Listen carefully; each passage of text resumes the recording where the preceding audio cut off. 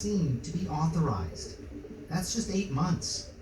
For context, 8 years would have been considered speedy. But the truth is, the story I'm about to tell you actually began more than 2 decades ago. And to really understand it, you first have to understand how most vaccines work. Since the first vaccine for smallpox back in 1796, they've all relied on the same basic concept. Give a little piece of the virus, also known as antigen, to someone, not enough to make them sick, and their body will then be taught to make antibodies to it.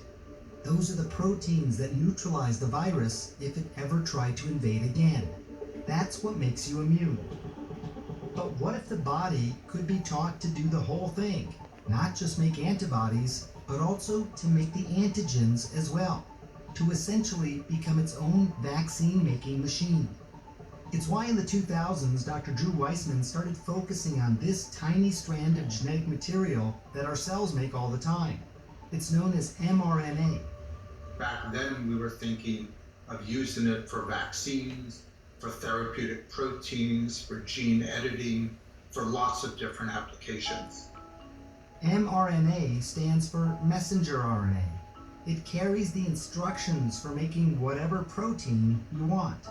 Once you've got the sequence, it's a one-step reaction to make RNA. And that reaction is identical for every vaccine that we make. If this sounds more like code in a computer rather than medicine from a lab, that means you're getting it. This is an entirely new way of thinking about vaccines.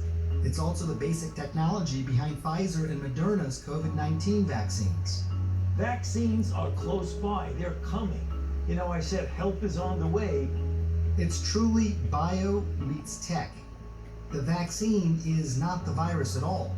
It's essentially just a genetic code for a portion of the virus. This portion, the spike protein.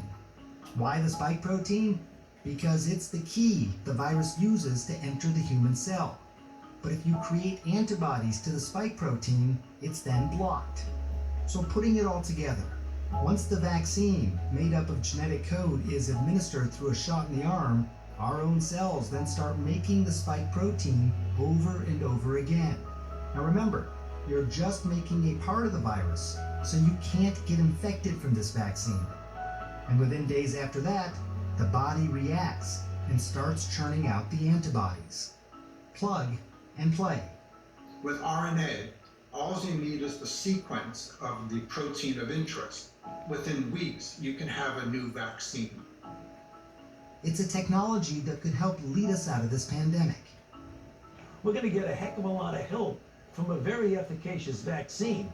2 vaccines that just 2 weeks ago and this past week were shown to be extremely effective, efficacious in 95% and 94.5%. If true, remarkable results for an entirely new type of vaccine, and also a new way of thinking about medicines going forward.